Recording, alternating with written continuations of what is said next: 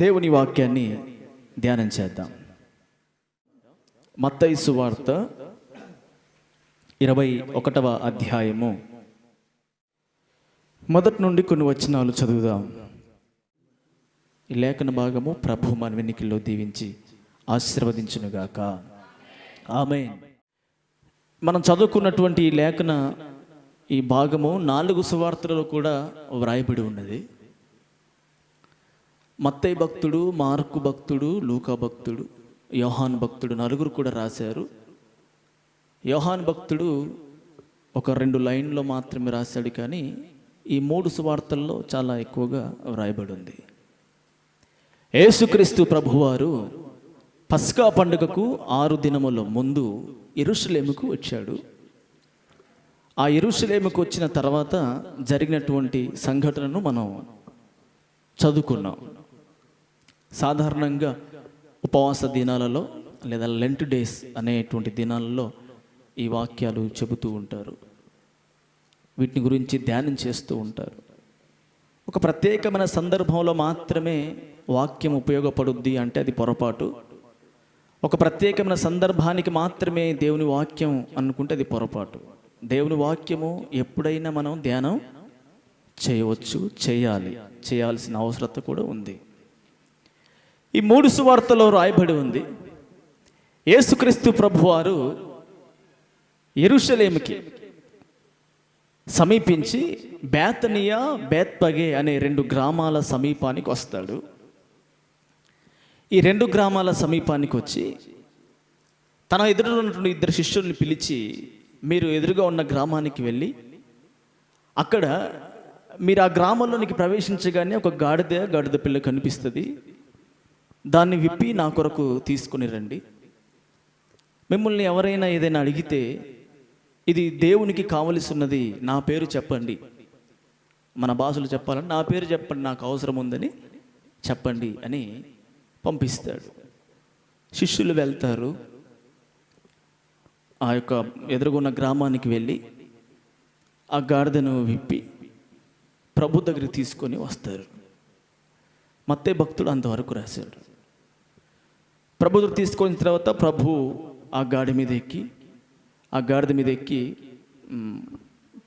వెళ్తూ ఉండగా ప్రజలందరూ కూడా కేకలు వేస్తూ, హోసన్న జయము జయము అనే కేకలు వేస్తూ ఆ గాడిద మీద ఎక్కి కూర్చొని ప్రభు వస్తుండగా దారి పొడుగున బట్టలు, నూతనమైన వస్త్రాలు, చెట్ల కొమ్మలు నరికివేసి దారి పొడవును కూడా పరిచారు అనే విషయాన్ని మత్తయి భక్తుడు చెప్పాడు.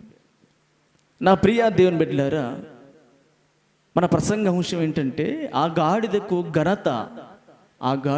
ఘనత ఏ విధంగా కలిగింది. యేసుక్రీస్తు ప్రభువారు పరిశుద్ధ గ్రంథంలో అనేక సందర్భాలలో వస్తువులతోటి, జంతువులతోటి, చెట్లతోటి తన బిడ్డల్ని పోలుస్తూ వచ్చాడు. ఆ మూగదైనటువంటి, మాటలు రాని ఆ గాడిద ఏ విధంగా కనపరచబడింది అని మనం చూసినట్లయితే, ప్రియ దేవుని బిడ్డలారా, ఆ గాడిదంట కట్టబడి ఉంది. 2 శిష్యులు ఊరిలోకి వెళ్ళగానే ఆ గాడిద కట్టివేయబడి ఉంది. వీళ్ళు వెళ్ళి ఆ కట్టివేయబడినటువంటి గాడిదను ఆ తాడు విప్పి తీసుకొని వచ్చారు ప్రభు దగ్గరికి. దీనికి మార్కు భక్తుడు ఏం రాశాడంటే, వీరు వెళ్ళి ఆ చూచినటువంటి ఆ గాడిదను విప్పుచుండగా అక్కడున్న వారిలో కొందరు ఆ గాడిదను ఎందుకు విప్పుతున్నావు అని అడిగారట.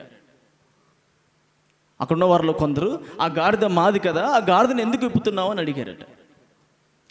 అప్పుడు శిష్యులు చెప్పారు, ఈ గాడిద ప్రభు కావలసి ఉన్నది, దేవుడు తీసుకురమ్మన్నాడు, యేసయ్య తీసుకురమ్మన్నాడు, ఆయనకు అవసరం ఉంది అని చెప్పగా వెంటనే వారు వదిలిపెట్టారంట.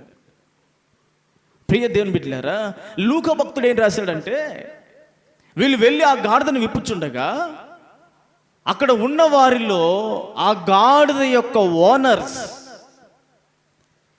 ఆ గాడిద యజమానులు ఆ గాడిద మాది కదా ఎందుకు విప్పుతున్నావు అని అడిగారట. ప్రియ దేవుని బిడ్డలారా, అది ఎన్నో రోజులుగా కట్టబడి ఉన్న గాడిద. సాధారణంగా గాడిదలకు కానీ పశువులకు కానీ యజమానులు ఎంతమంది ఉంటారు? ఒకరు ఉంటారు. కానీ లూకా భక్తుడు రాశాడు, ఆ గాడిద కంట ఒక యజమాని లేడట. ఆ గాడిద ఒక యజమాని కలిగి లేదు. ఆ గాడిద యజమానులను కలిగి ఉందంట. యజమానులను కలిగి ఉందంట. ఓనర్స్ అని ఉంది ఇంగ్లీష్ బైబుల్లో. ఓనర్స్. చాలా విచిత్రంగా అనిపించింది ఆ మాట నాకు. అదేంటి, యజమానులు ఒక గాడిదకు, ఆ గాడిద పిల్లకు ఎంతమంది యజమానులు ఉంటారు? ఆ యజమానులు అందరూ కలిసి అంటున్నారంట, ఆ గాడిదను ఎందుకు ఇప్పుతున్నావు? మాది, అది మాకు సంబంధించిన గాడిద.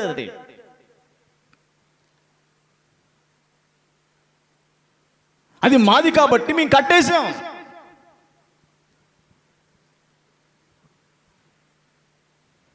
అది ఎన్ని సంవత్సరాలుగా కట్టివేయబడిందో తెలియదు, ఎన్ని రోజులుగా కట్టివేయబడిందో తెలియదు.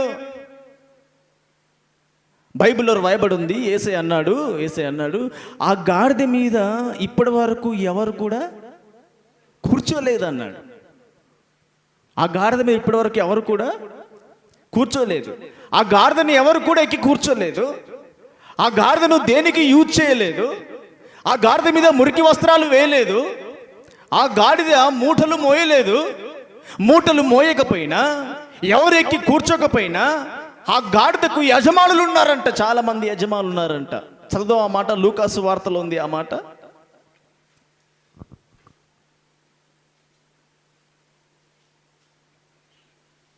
పంతొమ్మిదవ అధ్యాయము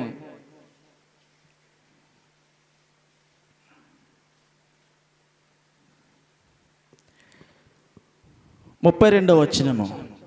పంపబడిన వారు వెళ్ళి ఆయన తమతో చెప్పినట్టే కనుగొని ఆ గాడిద పిల్లను విప్పుచుండగా దాని యజమానులు, మీరు గాడిద పిల్లను ఎందుకు విప్పుచున్నారని వారిని అడిగిరి. ఎవరంట వాళ్ళు? యజమానులు. సాధారణంగా ఇంట్లో ఎంతమంది యజమానులు ఉంటారు? ఒకరే ఉంటారు యజమాని. ఇంటికి ఒక యజమాని ఉంటేనే, ఆ ఒక యజమాని మాట ప్రకారం నడుచుకుంటేనే ఆ కుటుంబం కానీ ఆ ఇల్లు కానీ ముందుకు వెళ్తుంది. అలా కాకుండా భర్త యజమానే, భార్య యజమానే, కొడుకు యజమానే, కూతురు యజమానే, ఇంట్లో నలుగురు యజమానులు ఉంటే ఆ కుటుంబం ఎలా ఉంటుంది?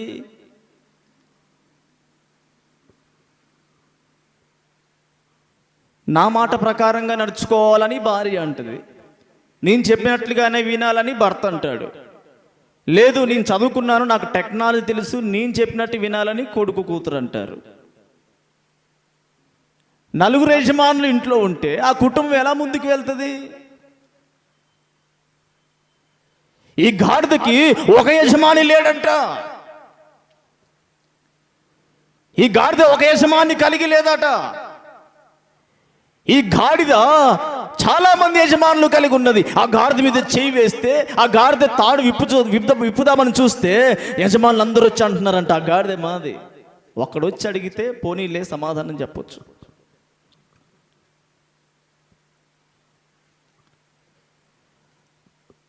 ఆ యజమానులు అడుగుతూ ఉంటే వీళ్ళు చెప్పారు, బాబు ఇది ప్రభువుకు కావలసి ఉన్నది, ఇది ప్రభువుకు కావలసి ఉన్నది, ఇది దేవునికి కావాలి. ఈ గాడిద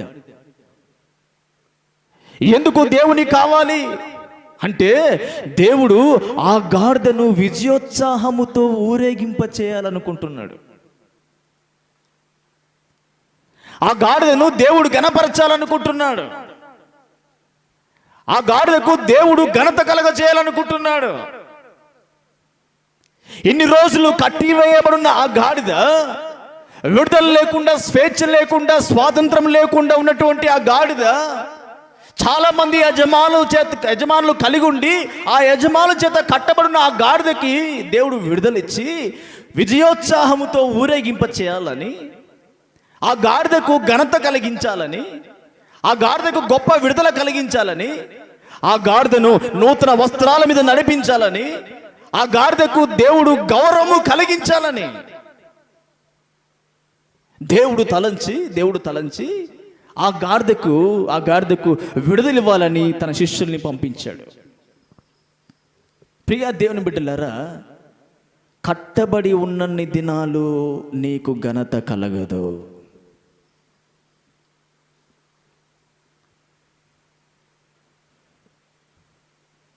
చాలా సందర్భాల్లో మనం ధ్యానం చేసాం.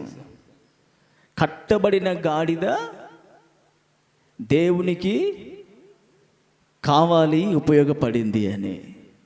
దేవునికి కావాలి, ఉపయోగపడిందని. కట్టబడిన గాడిద కాదు, విడిపించబడిన గాడిద కావాలి. హల్లెలూయా చెబుదాం, హల్లెలూయా. పరిశుద్ధాత్ముడు ఏ కోణంలోనైనా మాట్లాడుతాడు మనతో. ఒక వాక్యాన్ని ఎన్ని కోణాలలోనైనా మనతో మాట్లాడవచ్చు దేవుడు. కట్టబడిన గాడిద ఎక్కడ కట్టబడాలి? ఏ యజమాని దగ్గర కట్టబడాలి? ఆ గాడిదకు ఎంతమంది యజమానులు ఉండాలి? ఆ కట్టబడిన గాడిద అక్కడ ఉన్నన్ని దినాలు దేవుడు దాన్ని వాడుకోడు, దానికి ఘనత కలగదు, దేవుడు దాన్ని విజయోత్సాహంతో ఊరేగించడు.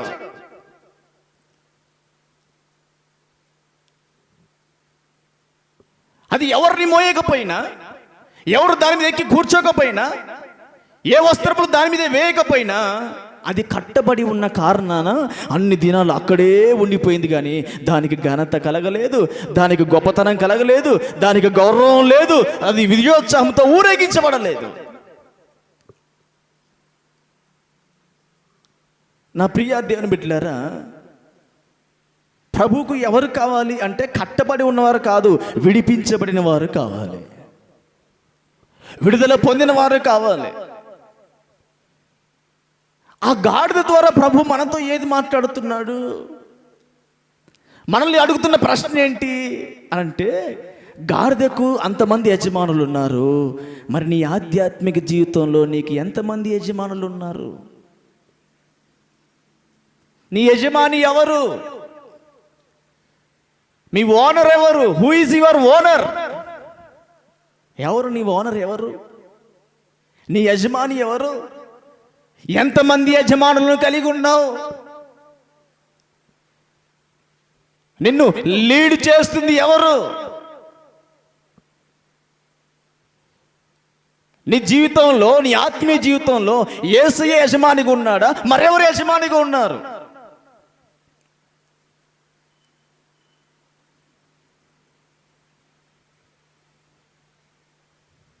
మాకు యజమానులు ఎవరు లేరండి, మమ్మల్ని ఎవరు లీడ్ చేయట్లేదు, మాకు ఓనర్స్ ఎవరు లేరు, మేము ఇండిపెండెంట్, అంటే మేము విడిపించబడ్డాం, మేము స్వతంత్రులము. ఆ గాడిద ఎలా విడిపించబడింది?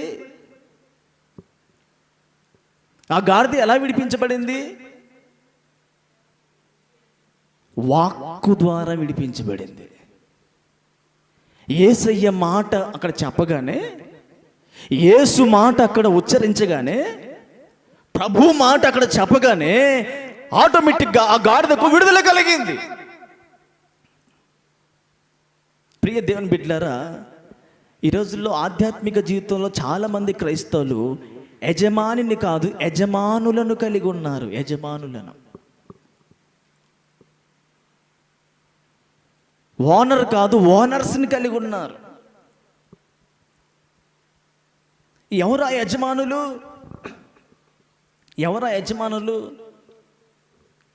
ఏమండి, ఒక ఆమెకి అలంకరణ అంటే చాలా ఇష్టం. ఆమె అలంకరించుకోదు. లోక సంబంధంగా ఆమె అలంకరించుకోదు, కానీ లోపల అలంకరణ అంటే ఇష్టం. ఆ అలంకరణ అనే యజమాని ఈమె ఘనపరచబడకుండా, గౌరవం పొందకుండా ఆ గాడిదను కట్టివేసినట్టుగా ఆ అలంకరణ అనే యజమాని ఈమెను కట్టివేసింది. ఈమె అలంకరించుకోదు. ఆ గాడిద ఎవరన్నా మోసిందా? ఎవరిని మోయలేదు. ఆ గాడిద ఎవరైనా మోసింది? ఎవరిని మోయలేదు. కానీ యజమాని దగ్గర కట్టబడింది. నువ్వు అలంకరించుకోకపోయినా లోకానుసారంగా నువ్వు అలంకరించుకోకపోయినా ఆ అలంకరణ మీద ఆశ కలిగి ఉన్నావు చూడు. లోపల ఆ అలంకరించుకున్న వాళ్ళని చూసినప్పుడు నీకు ఎక్కడో సంతోషం కలుగుతుంది చూడు. ఆ అలంకరణే నీ యజమాని.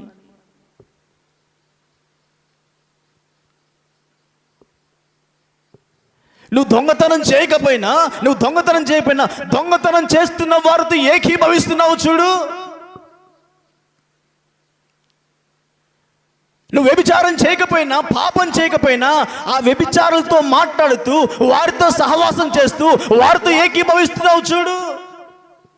నువ్వు చేయట్లేవు. గాడిద మోసిందా ఎవరినైనా మోసిందా? గాడిద ఎవరిని మోయలే. ఎవరిని మోయకపోయినా ఆ యజమానులు చాలా మంది యజమానులు కలిగి ఉన్న కారణం గాడిద కట్టివేయబడి ఉంది. ప్రియ దేవుని బిడ్డలారా, ఏ యజమాని చేత కట్టివేయబడ్డావు?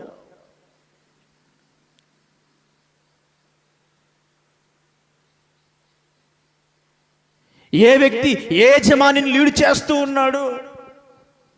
కొందరికి విపరీతమైన కోపం అండి. విపరీతమైన కోపం అంతరంగంలో ఉంటుంది. లీడ్ చేసేది కోపమే. కొందరు వెళ్ళరు, చెయ్యరు, తినరు, కానీ లోపల ఉంటుంది. వాళ్ళని చూసినప్పుడు లోపల ఉంటుంది. ఆ లోపల ఉన్న చూడు, అది నీకు యజమానిగా ఉండి నిన్ను కట్టిపడేస్తూ ఉంటుంది, గాడిదని కట్టేసినట్టుగా. నీకు విడుదల ఎలా కలుగుద్ది? నువ్వు ఎలా విడిపించబడతావు? ఎన్ని సంవత్సరాలైనా, ఎన్ని రోజులైనా ఆ గాడిద ఎలా కట్టివేయబడి ఉందో అలాగే ఉండిపోతావు తప్ప నీ జీవితానికి ఒక విడుదల కలగదు. కారణం ఏంటంటే, నిన్ను లీడ్ చేసే యజమాని ఎవరు? నీ ఆత్మీయ జీవితంలో, నీ విశ్వాస జీవితంలో ఎవరు నిన్ను లీడ్ చేస్తున్నారు? ఎవరు నడిపిస్తున్నారు? ఆ గాడిదనంట అంతమంది యజమానులు కలిసి నడిపిస్తున్నారట, కట్టేశారంట. నేటి ఆత్మీయ క్రైస్తవ జీవితంలో ప్రియ దేవుని బిడ్డలారా, ఒక్కొక్క క్రైస్తవుడు బోల్డ్ మంది యజమానులు కలిగి ఉన్నాడు. కొందరికి బైబిల్లో రాయబడి ఉంది, వారి కడిపే వారికి దేవుడు. ఆహారాన్ని చూస్తే ఆగిపోతారు అక్కడే. ఆహారాన్ని బట్టి ఆహారం వారిని లీడ్ చేస్తూ ఉంటుంది. ఆహారమే వారికి యజమానిగా మార్చబడింది. కొందరికి డబ్బే యజమానిగా మార్చబడింది. ఆ డబ్బు ఎటు నడిపిస్తే, ఎటువైపు పరిగెట్టిస్తే దేవుణ్ణైనను, సన్నిధినైనను, సంఘాన్నైనను, దేవునితో ఉన్నటువంటి నిబంధన విడిచిపెట్టి దాని వెనుక పరిగెట్టుకుంటూ వెళ్ళిపోతారు. కొందరికి వస్త్రాలంటే ఇష్టం. నూతన వస్త్రాలు ధరించుకోవాలన్నా, నూతన వస్త్రాలు, కొత్త మోడల్ ఫ్యాషన్ వచ్చేట ఇష్టం. వాటిని పట్టుకొని వెళ్ళిపోతుంటారు. ఎవరు లీడ్ చేస్తున్నారు? ఎవరు యజమానిగా ఉన్నారు నీ ఆత్మీయ జీవితంలో? కొందరు ధరించకపోయినా చూసి ఆనందిస్తూ ఉంటారండి. కొందరు అవి ధరించకపోయినా, వాటి ప్రకారం జీవించకపోయినా, దొంగతనం చేయకపోయినా దొంగను వెనకేసుకొస్తూ ఉంటారు. వాడిని నీ బంధువు అయినా, నీ రక్త సంబంధికమైన దొంగే. ఎట్లా వెనకేసుకొస్తావు? అతను నీకు ఇష్టమైన వ్యక్తి అయినా వ్యభిచారే. ఎలా వెనకేసుకొస్తావు? వ్యభిచారుతో ఏకీభవిస్తావు, దొంగతో ఏకీభవిస్తావు. నీకు ఎలా విడుదల కలుగుద్ది? నన్ను విడిపించు ప్రభు అంటే ఎలా విడిపిస్తాడు దేవుడు?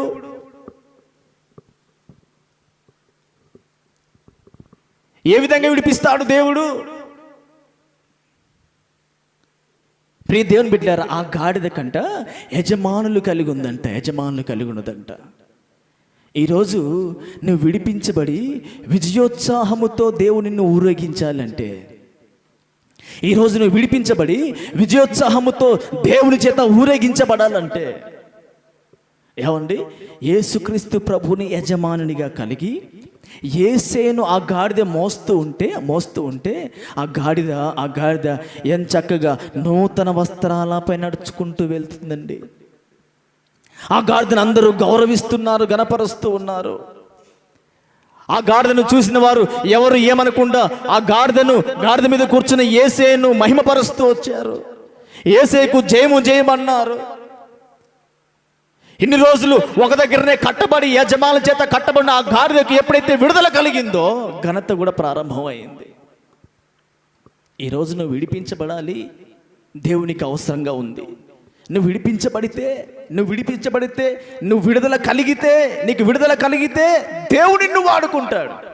నువ్వు అక్కడే ఉండి అంతమంది యజమానులు కలిగి ఉండి అంతమంది యజమానులతో కలిసి ఉండి ఆ గాడిదలుగా అలాగే కట్టబడి ఉండి ఆ దొంగ ఆ సహవాసము చేత, వ్యభిచారపు సహవాసం చేత, లోక సంబంధ అలంకార సహవాసం చేత కట్టబడి ఉండి అక్కడనే ఉంటే దేవుడు ఎప్పటికీ వాడుకోడు, అక్కడే ఉండిపోతావు. నన్ను విడిపించు ప్రభు ఎలా విడిపిస్తాడు? ఒక యజమాని, యేసు ప్రభు యజమానిగా ఉన్నాడా నీకేమైనా నిన్ను విడిపించడానికి? ఆ గాడిదకు ఘనత ఎలా కలిగింది? ఏ విధంగా దేవుడు ఆ గాడిదను ఘనపరిచాడు అంటే అది విడిపించబడిన గాడిద. చెప్పండి, ఏ గాడిద అది? విడిపించబడిన గాడిద.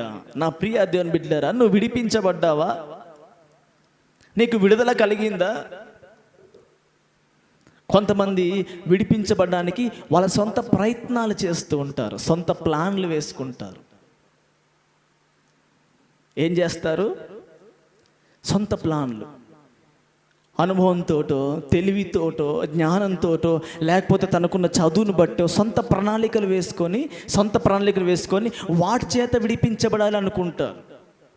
నువ్వు ఎన్ని ప్రణాళికలు వేసుకున్నా నువ్వు విడిపించబడవు. ఆ గాడిద కొన్ని సంవత్సరాలుగా కట్టబడి ఉన్నప్పటికీ వాక్కు వెళ్ళగానే, యేసయ్య మాట వెళ్ళగానే, యేసయ్య మాట అక్కడ చెప్పగానే యేసయ్య మాట చెప్పగానే ఆ గాడిదకు విడుదల కలిగింది. మరొక మాట చెప్పలేదు వాళ్ళ యజమానులు. ఇంకా నోరు మూసుకొని సైలెంట్గా పంపించేశారంట, తోలివేశారంట. ఈరోజు నీ ఆధ్యాత్మిక జీవితంలో ఎంతమంది యజమానులు ఉన్నారు నీకు? ఒకసారి ప్రశ్న వేసుకుంటే ఎవరెవరు నిన్ను లీడ్ చేస్తూ ఉన్నారు? ఏది నిన్ను లీడ్ చేస్తుంది? ఏది నీ జీవితంలో యజమానిగా పనిచేస్తుంది? యజమాని అంటే ఏంటి? యజమాని అంటే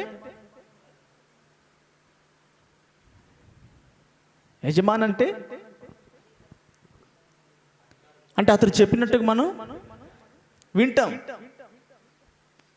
ఓనర్ అంటే అతను చెప్పినట్టు వినాలి, ఉండమంటే ఉండాలి, కాల్ చేయమంటే కాల్ చేయాలి, అంతే కదా. ఓనర్ అంటే అంతే కదా, యజమాని అంతే కదా. యజమాని అంటే మన మీద ఎవరు యజమానిగా ఉన్నారో, ఎవరు అధికారిగా ఉన్నారో వాళ్ళు ఎలా చెప్తారో నడుచుకోవాలి. ఆ గాడిదకు చాలా మంది యజమానులు ఉన్నారంట, అందుకే అది అక్కడే ఉండిపోయింది. యేసయ్య వాక్కు వెళ్ళకపోతే అది ఎన్ని సంవత్సరాలు అక్కడే ఉండిపోయేది. నేను ఆ గాడిద తప్పు చేసింది అనట్లేను, ఆ గాడిద మురికి వస్త్రాలు మోసింది అనట్లేను, ఆ గాడిద మరొకరిని మోసింది అనట్లేను. యేసయ్య చెప్పాడు ఆ గాడిద ఎవరిని కూడా మోయలేదు అని. ఎవరిని మోయకపోయినా, ఆ గాడిద మురికి వస్త్రాలు మోయకపోయినా ఎందుకు అక్కడే ఉండిపోయింది అంటే అది చాలా మంది యజమానులను కలిగి ఉన్నది. నీ జీవితంలో ఏది నీకు యజమానిగా ఉందో, ఏది నిన్ను లీడ్ చేస్తుందో, ఎవరు నీకు యజమానులుగా ఉన్నాడో, యజమానురాలుగా ఉన్నారో, ఎవరు లీడ్ చేస్తున్నారో అవి నిన్ను కట్టిపడేసాయి. నువ్వు బయటికి రాకుండా, నువ్వు గణపరచబడకుండా. అది అహం, గర్వం, కోపం, డబ్బు, లోక సంబంధమైన అలంకరణ, నీ రక్త సంబంధికులు, నీ బంధువులు, వారి మీద ప్రీతి, వారి మీద ప్రేమ, ఏది నిన్ను లీడ్ చేస్తుందో, ఏది నీ ఆత్మీయ జీవితంలో యజమానిగా ఉందో, ఆ గాడిద వాక్కు ద్వారా విడిపించబడింది. ఈరోజు ప్రభు మాట్లాడుతున్న మాట ఏంటంటే, దేవునికి నువ్వు కావాలి ఎప్పుడు అంటే విడిపించబడిన తర్వాత. నువ్వు కట్టబడి ఉన్నావు, పాపంతో కట్టబడి ఉన్నావు, దొంగ స్వభావంతో కట్టబడి ఉన్నావు, వ్యభిచారపు మనసుతో కట్టబడి ఉన్నావు. నువ్వు కట్టబడి ఉన్న దినాలు అక్కడే అలాగే ఉండిపోతావు. నువ్వు విడిపించబడిన దినాన్నే ప్రభు నిన్ను విజయోత్సాహముతో ఊరేగిస్తాడు, నిన్ను ఘనపరుస్తాడు. ఆ గాడిదకు కలిగిన ఘనతను ప్రభువు విడిపించబడిన వారికి కూడా అనుగ్రహిస్తాడు. ఈ కొద్ది మాటలు ప్రభు మన వెనుకలు దీవించి ఆశీర్వదించునుగాక. ఆమె తల వంచి కళ్ళు మూసుకొని ప్రార్థన చేసుకుందాం. ఎవరికి వారే వ్యక్తిగతంగా, బిడ్డ నువ్వు ప్రభువుకు కావాలి, ప్రభు నిన్ను విడిపించాలి అనుకుంటున్నాడు, విజయోత్సాహముతో నిన్ను ఊరేగించాలి అనుకుంటున్నాడు, విజయోత్సాహముతో నిన్ను ఊరేగించాలనుకుంటున్నాడు.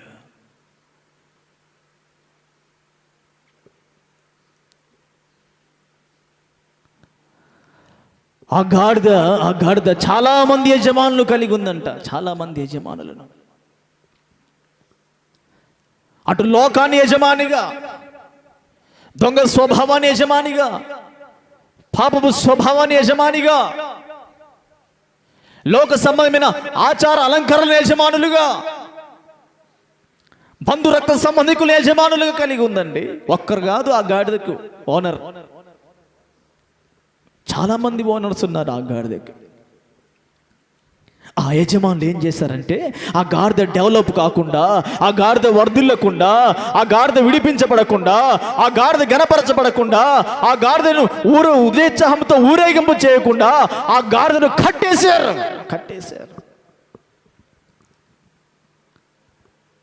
నీ ఆత్మీయ జీవితంలో నువ్వు ఎదగకుండా దేని చేత నీవు కట్టివేయబడ్డావు? నా ప్రియ దేవుని బిడ్డ, ఈ ఉదయకాల సమన ప్రభు మాట్లాడుచున్న మాట, గాడిద విడిపించబడినట్టుగా నీ విడిపించబడితే, ఆ గాడిద విడుదల పొందినట్లుగా నీ విడుదల పొందితే, విజయోత్సాహముతో నా దేవుడు నిన్ను ఊరేగిస్తాడు.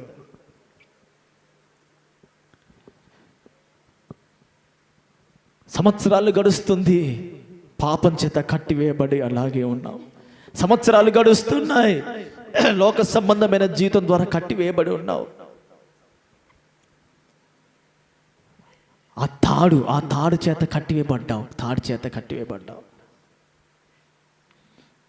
ఆ యజమానులు ఏం చేశారంటే దానికి ఒక తాడును పెట్టి కట్టివేశారు. నా ప్రియ దేవుని బిడ్డ, ఏ తాడు చేత కట్టివేయబడ్డావు నీవు? ఏ తాడు చేత కట్టివేయబడ్డావు నీవు? పాపం అనే తాడు చేతనా? లోక సంబంధమైన జీవితం అనే తాడు చేతనా?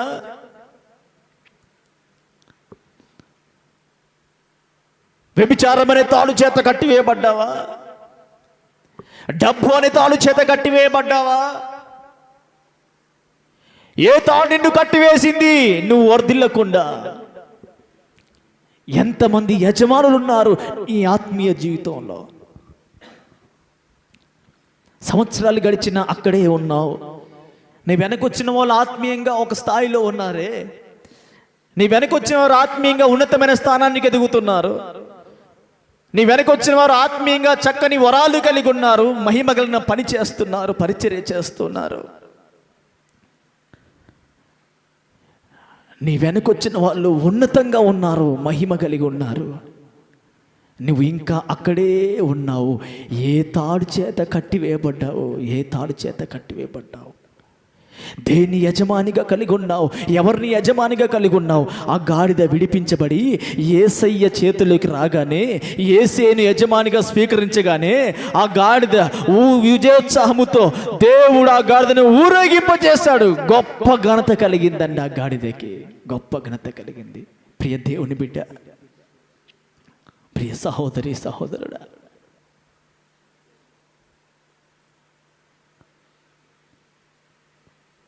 శిష్యులతో యేసయ్య అన్నాడు, ఆ గాడిద నాకు కావాలి, దాన్ని నేను గణపరుస్తాను. ఆ గాడిద నాకు కావాలి, దాన్ని నేను గణపరుస్తాను. ఆ గాడిద నాకు కావాలంటే ఏ తాడు చేత అది కట్టివేయబడిందో అది విప్పబడాలి, అది విడిపించబడాలి, నా యొద్దకు రావాలి. ఈ మధ్యాహ్నం ప్రభు అంటున్నాడు, ఉదయకాల సమయం నువ్వు కావాలి ప్రభువుకు. నా ప్రియ దేవుని బిడ్డ, ఎందుకయ్యా నేనంటే నిన్ను దేవుడు గణపరచాలనుకుంటున్నాడు, విజయోత్సాహంతో ఊరేగించాలనుకుంటున్నాడు. దేవుడు నిన్ను ఉన్నతమైన స్థాయికి ఎదిగింప చేయాలనుకుంటున్నాడు, ఉన్నతమైన స్థానంలో నిన్ను కూర్చోబెట్టాలనుకుంటున్నాడు. అందుకే ప్రభుకు నువ్వు కావాలి. ఏ యజమాని కలిగి ఉన్నావో, ఏ లోక సంబంధమైన పాపం అనే యజమాని కలిగి ఉన్నావో, ఏ తాళు చేత కట్టివేయబడ్డావో ఆ తాళు చేత విడిపించబడడానికి, దేవుని వాక్కు చేత విడుదల పొందడానికి నువ్వు సిద్ధంగా ఉంటే ప్రభువుకు నువ్వు కావాలి, ప్రభువుకు నువ్వు కావాలి.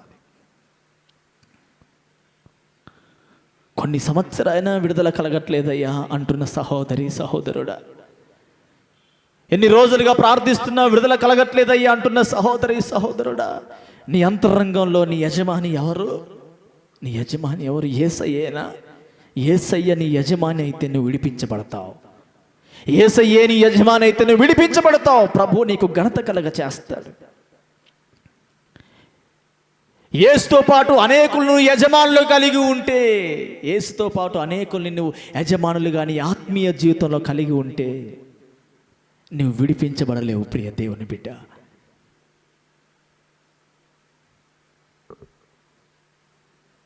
ప్రార్థన చేసుకుందాం.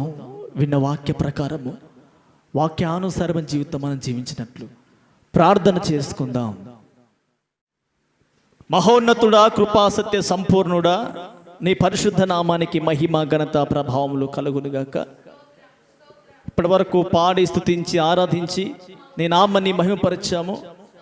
వాక్యపరచలో మీ దాసును అభిషేకించి మాతో మీరు మాట్లాడారు. నీ కొందనాలు ప్రభువా. గాడిద చాలామంది యజమానులు కలిగి ఉన్నదని, అది ఆ యజమానుల చేత కట్టబడిందని, అది కట్టబడిన దినాలు కూడా దానికి ఘనత కలగలేదు. అయ్యా, నీ వాక్కు ద్వారా ఆ గాడిద ఎప్పుడైతే విడిపించబడిందో విజయోత్సాహముతో దాన్ని ఊరేగింప చేశారు. ఆ గాడిదకు ఘనతను కలగ చేశారు. నూతనమైన వస్త్రాల మీద ఆ గాడిదను నడిపించారు. నూతనమైన మార్గాల్లో ఆ గాడిదను మీరు ఘనపరిచారు. దేవానికి స్తోత్రాలు. నీ వాక్కు ద్వారా విడిపించబడిన ఆ గాడిద వలె ఎంతమంది బిడ్డలైతే రకరకాల యజమానులను కలిగి ఉన్నారో, లోకమనే, పాపమనే, వ్యభిచారమనే, దొంగతనమనే, త్రాగుడనే, ఆహారం అనే, డబ్బు అనే ఏ యజమానులైతే కలిగి ఉన్నారో నీ వాక్కు ద్వారా వారు ఆ యజమానుల చేత విడిపించబడి ఆ గాడిద వలె ఘనత కలిగిన బిడ్డలుగా, ఆ గాడిద వలె ఘనపరచబడిన బిడ్డలుగా ఉంటకు సహాయం చేయండి. ఎంతమంది బిడ్డలైతే ఈ వాక్కు విన్నారో దేవా, ఎంతమంది బిడ్డలైతే ఆ గాడిద వలె నేను విడిపించబడి విజయోత్సాహంతో ఊరేగించబడాలి, ఘనపరచబడాలి, ప్రభు కొరకు నేను వాడబడాలి అని ఎంతమంది బిడ్డలైతే ఆలోచన కలిగి తలంపు కలిగి ఉన్నారో వారందరూ కూడా విడిపించబడి ఆ గాడిద వలె తండ్రి ఘనపరచబడటకు సహాయం వచ్చేయమని ప్రార్థిస్తున్నాను. అట్టి కృప ప్రతి వారికి అనుగ్రహించండి. విన్న వాక్యం బిడ్డల హృదయాల్లో నీరు కట్టి ఫలింపచేయండి. అయ్యా, నీకు స్తోత్రాలు. బిడ్డలను క్షేమంగా తీసుకొచ్చారు. వెలిచిన మార్గంలో తోడుగా ఉండండి. బలహీనలను బలపరచండి. అనారోగ్యంగా ఉన్న వారిని ముట్టి స్వస్థపరచండి. చక్కని ఆరోగ్యము, శక్తి, బలం దయచేయండి. ప్రతి కుటుంబంలో నెమ్మది, శాంతి, సమాధానం కలిగించండి. కరోనా వైరస్ వ్యాధి నుంచి ప్రతి బిడ్డకు విడుదల కలిగించండి. ఎంతమంది ఆ వ్యాధి బారిన పడ్డారో వారు విరిపించబడకు సహాయం వచ్చేయండి. అయ్యా, ముట్టి స్వస్థపరచమని, ఆ వైరస్ను నిర్మూలన చేయమని అయ్యా బిడ్డలు క్షేమంగా తీసుకొచ్చారు. తిరిగి వెలిచిన మార్గం తోడుగా ఉండండి. ఎత్తబడిన కానుకలు దీవించి ఆశ్రయించి రెట్టింపు దిగుల కుటుంబాలను కలిగించమని, మీ ఆకాశ వాక్యం నింపి పడచాలంత విస్తారమైన దీవెన చేత కుటుంబాలను నింపమని నీకు మహిమ చెల్లిస్తూ మమ్మల్ని అందరినీ మీ చేతికి అప్పగిస్తూ నజరేయుడు పరిశుద్ధుడునైన యేసుక్రీస్తు నామమున ప్రార్థించి అడిగి వేడుచున్నాము పరమ తండ్రి. ఆమేన్. మన తండ్రి అయిన దేవుని ప్రేమ, ప్రభు అయిన యేసుక్రీస్తు వారి కృప, పరిశుద్ధాత్మ దేవుని కన్యన సహవాసమైన సన్నిధి ఇక్కడున్న మనకును సకల పరిశుద్ధులకును ఈ దినం వాక్యమిని విడిపించబడి దేవుని చేత ఘనపరచబడాలనుకునే ప్రతి బిడ్డకు ఇది మొదలుకొని ఆయన రాకడ వరకు సదాకాలం తోడయుండి ముందుకు నడిపించి బలపరచునుగాక.